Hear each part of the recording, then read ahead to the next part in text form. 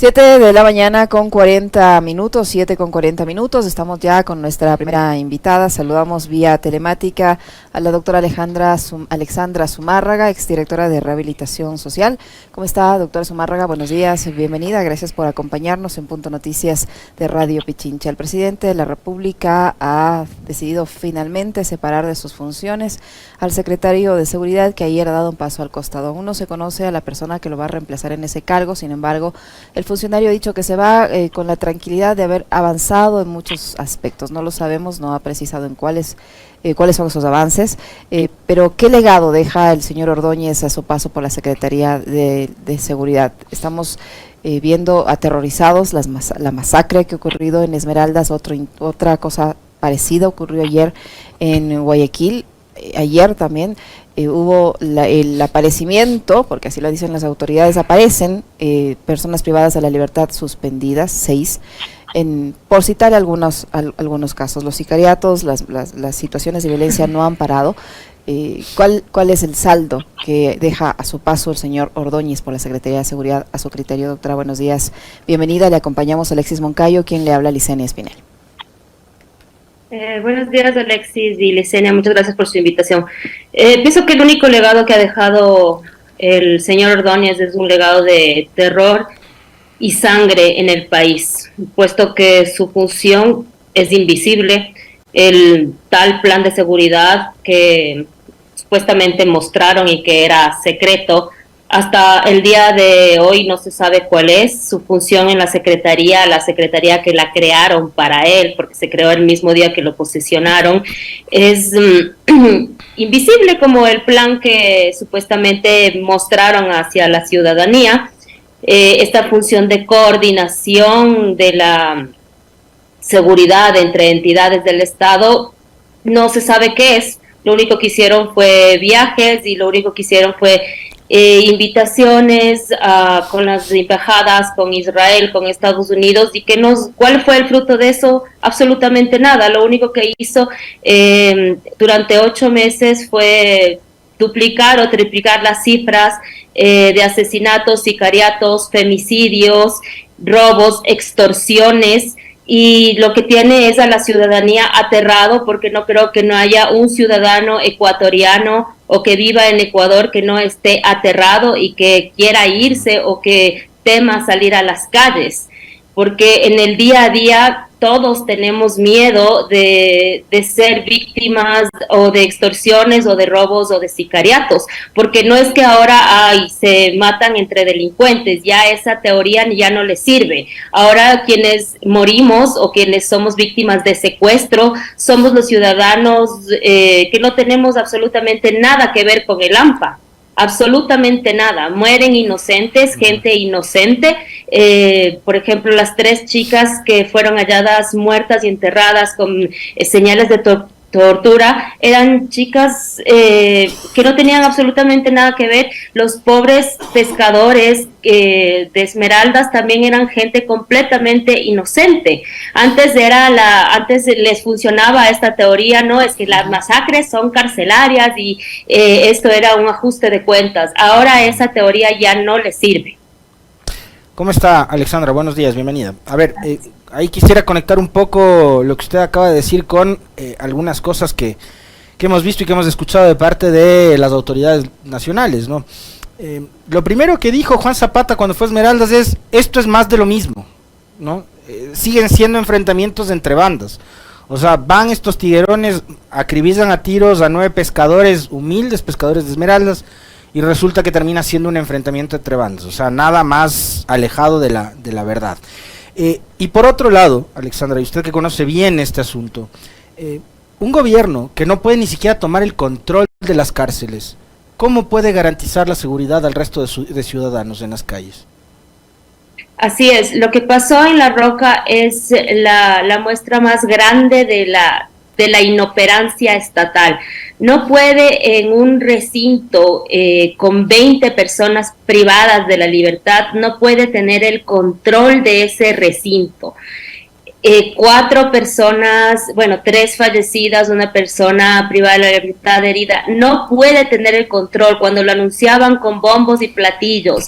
Aquí tenemos, o sea, al estilo Bukele, aquí tenemos el control completo de este recinto con las personas más peligrosas del Ecuador. Total, a los 2 meses, otra masacre que tenían la mejor tecnología, tenían cámaras, tenían celdas unipersonales, escáneres. Eso es mentira, eso es una completa mentira. Ninguna cárcel del país tienen el control. Y aquí quiero hacer una grave denuncia. La cárcel de La Tacunga y otras cárceles están totalmente tomadas por la mafia, completamente tomadas por la mafia. Y tengo pruebas y tengo evidencia de eso. Cárcel de La Tacunga, los hombres, o sea, porque hay una parte femenina y una parte masculina. Los hombres tienen completamente acceso a la parte femenina y pueden llevarles a las chicas, a ciertas chicas, a la parte de ellos, cuando ellos quieran y como ellos quieran hacerlo. Hace 2 o 3 días se dieron la molestia,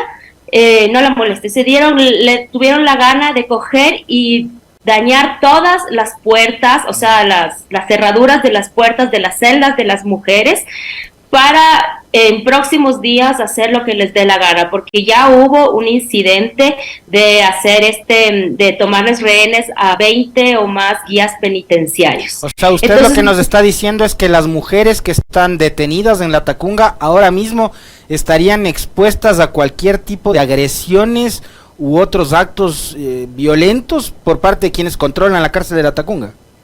Así lo es. ¿Y han hecho algo para evitar que eso ocurra o no? No, lo que hacen es simplemente dejarles que las personas, los hombres, vayan y con una máquina dañen las cerraduras de las celdas de las mujeres y las dañen y ¿para qué es esto? Pues obviamente para ellos tener el libre acceso cuando ellos quieren a las celdas de las mujeres, entonces se cierran, claro, pero no tienen seguridad. Entonces, ¿qué es lo que se puede prever? Es que ellos en un futuro inmediato vayan a entrar y puedan agredirlas, porque de lo que me cuentan, ellos pueden entrar a cualquier hora, a cualquier minuto, como que si fuera su casa. Esto agrediendo a toda norma expresa de separación entre géneros, hombres y mujeres. Porque ellos ahí son los dueños, ellos hacen fiestas, incluso me cuentan que hay una discoteca en la etapa de mínima seguridad en la cárcel de Cotopaxi. Ahora, doctora Zumárraga, usted dice que el Estado o las autoridades gubernamentales de sus diferentes instancias no tienen el control del control de ninguna de las cárceles del país. Allí se explicaría lo ocurrido en La Roca y se explicaría lo suscitado ayer con el aparecimiento sin mayor explicación de 6 personas privadas de la libertad, colgadas, suspendidas, muertas. Y se explica también las declaraciones del presidente, que dice: nosotros vamos a trabajar con los tiguerones en la cárcel, porque en este país no existe una división, como dicen aquí, etapas de máxima, mediana y mínima. No, el Estado le ha entregado con total sabiduría, o sea, con total conocimiento a las mafias. Aquí hay una cárcel para los tiguerones, aquí hay una cárcel para los lagartos, para los choneros, para cada mafia, ¿no? Entonces, ¿qué es lo que hace esto? Empoderar aún más a las mafias. Ayer, por ejemplo, si le apresaron a alias Coco de los Tiguerones, alias tal, alias cual, no es que va a ir a una cárcel de máxima seguridad mínima o al área de que se les ingresa, que debería ser de diagnóstico.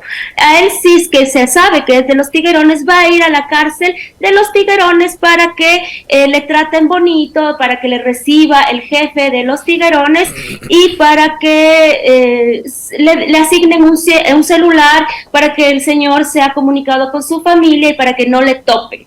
Entonces, ¿qué es lo que hace esto? Empoderar aún más a las mafias, porque no todos aquí los detenidos son o pertenecen a una banda de crimen organizado. Por ejemplo, un detenido X o por un crimen sexual que no sea parte de un grupo de crimen organizado, digamos, por violación. No pertenece a nada. Entonces esta persona dicen, bueno, entonces tú no tienes antecedentes penales, tú vas a ser de mi mafia, y le van a vender ahí entre ellos y le van a obligar a tatuarse de la mafia, y le van a decir, bueno, por el tatuaje que te hiciste nos vas a pagar $200, $300, pero yo no tengo dinero. Bueno, entonces tú te vas a prostituir dentro de nosotros, o vas a hacer lo que sea, o tu familia va a tener que pagarte esos $200 por los cuales hicimos este tatuaje. Así de crudo es el sistema, y ellos tienen completo conocimiento de esto. Ellos tienen absoluto conocimiento de esto, no es que no saben. Ellos saben que han entregado todo el control a las cárceles de este país, a las mafias. Las cárceles están cooptadas por las mafias. Y lo que es peor es que ellos no están incomunicados. Ellos tienen computadoras, celulares, y estos celulares son también cooptados por los jefes de las mafias. Y entonces yo tengo un celular ahí adentro. ¿Cuánto me cuesta el celular? Yo tengo que pagarle a la mafia mi conexión por internet. Alexandra, según la ejecución del Plan Anual de Inversiones, el gobierno de Guillermo Lasso en 2022 ejecutó apenas el 21.8% del presupuesto destinado para las cárceles. Son 30 millones de dólares más o menos, y lo único que se había destinado eran 6.5 millones de dólares. Lo ejecutado. Ajá, lo que se había ejecutado, el devengado, ¿no? Y eso es 21.8% en ejecución. ¿Qué mensaje nos está dando el Estado ahí? Es decir, cuando vemos que, por ejemplo, la policía tiene que empujar patrulleros, cuando vemos que las cárceles están en la situación en la que están, usted nos acaba de hacer una denuncia que es gravísima, que los privados de libertad prácticamente hacen y deshacen dentro de la cárcel de La Tacunga, que las mujeres detenidas ahí estarían expuestas ahora mismo a cualquier tipo de agresiones o quién sabe qué otra cosa, y que el gobierno no invierte. ¿Cuál es el mensaje que nos están dando con eso? Esa inacción, no invertir, no ejecutar presupuesto.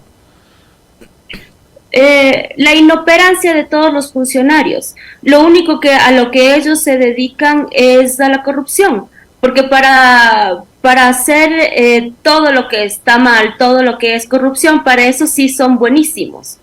Para cobrarles por prelibertades, por beneficios penitenciarios, para hacer informes, para para sacarles libres a los capos de la libertad. Ahí sí están bien.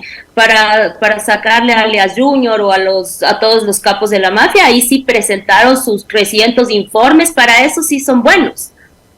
Para eso sí son, para eso sí son perfectos. La policía para temas de corrupción están al día, pero para temas de ejecución presupuestaria no ejecutan ni el 2%. La judicatura no ha ejecutado ni el 2%, como ya lo expusieron. Uh-huh. Pero para temas de corrupción están al 100%. Entonces son inoperantes para hacer lo que deben hacer. No han hecho absolutamente nada. Pero es que si el gobierno, a ver, si es que el gobierno no pone cámaras, no pone filtros, no mejora las seguridades en las cárceles, y son las mafias, como usted ha dicho, quienes controlan las mismas, quiere decir que esa inacción también debe obedecer a algo. O sea, es que a la complicidad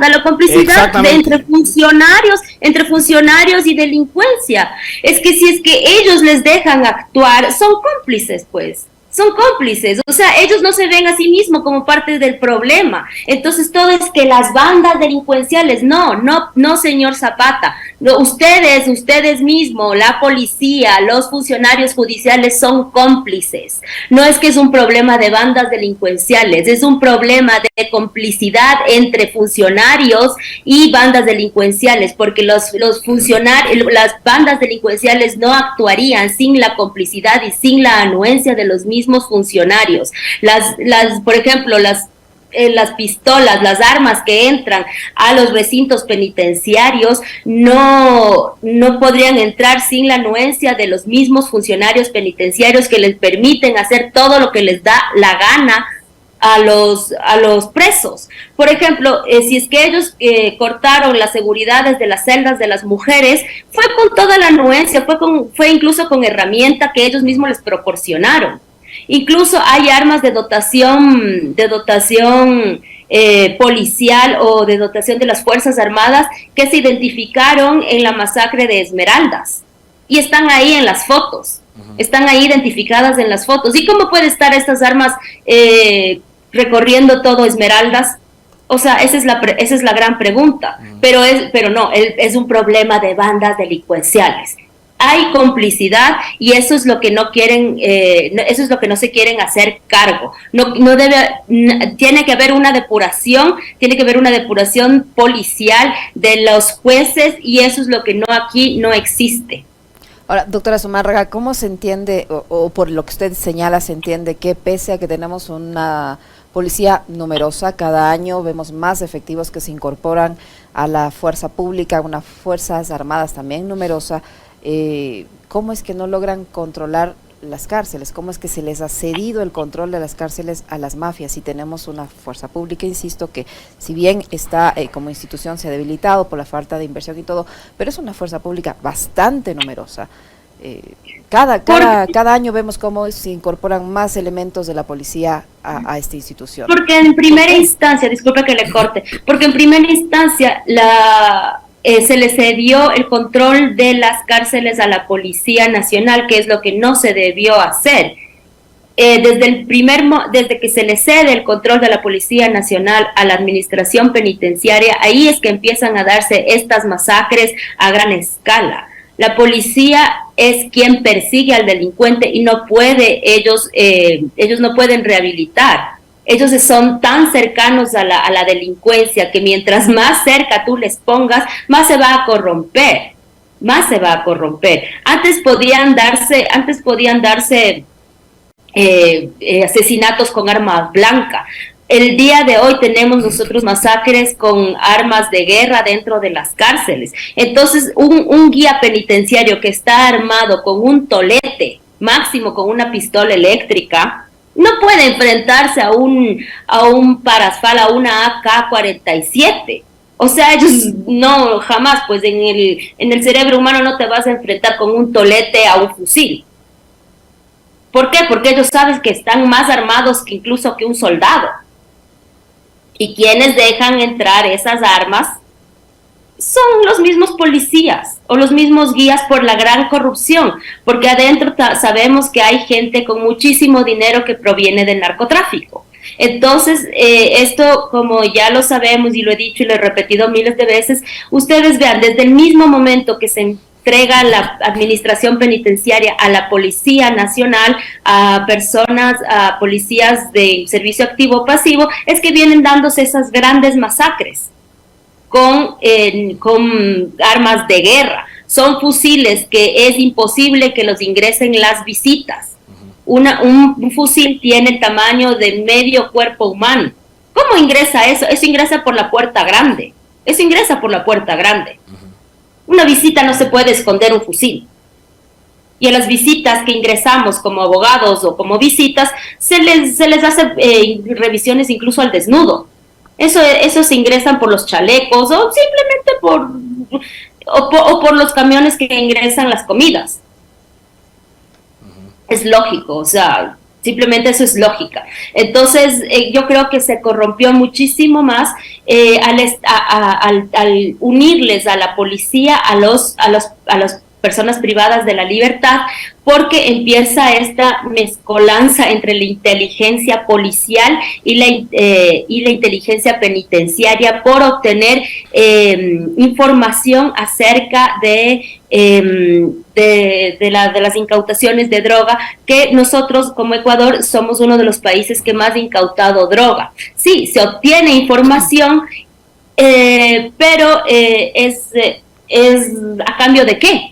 A cambio de que realmente se les dé privilegios a las bandas al narcodelincuenciales de tener exactamente, yo te doy información, pero tú me das a mí mi pabellón donde yo puedo hacer lo que me da la gana, tengo acceso a internet, tengo acceso a la libre circulación, porque aquí no me vas a encerrar todo el día, simplemente yo voy a estar libre, con circulación libre, y solo me voy a encerrar el momento en el que yo voy a dormir.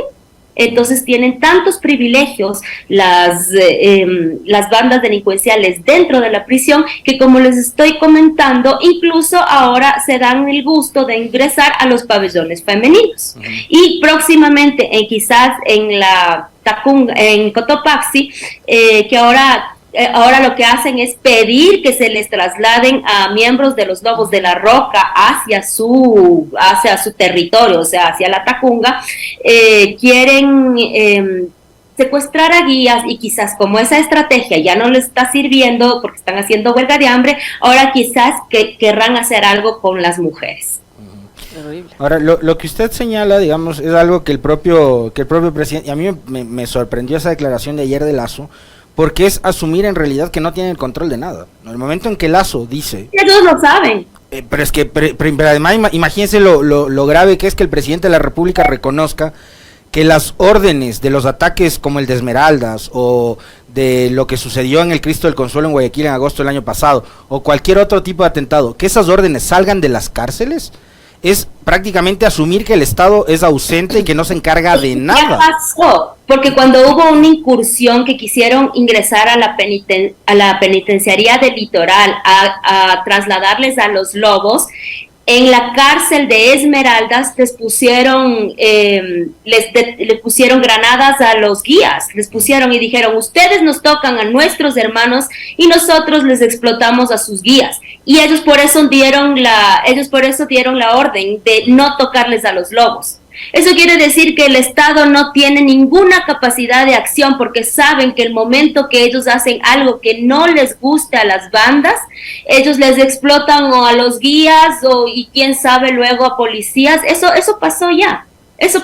El Estado supuestamente entró al pabellón, no recuerdo si era el 5 de la penitenciaría del Litoral, a trasladar a lobos.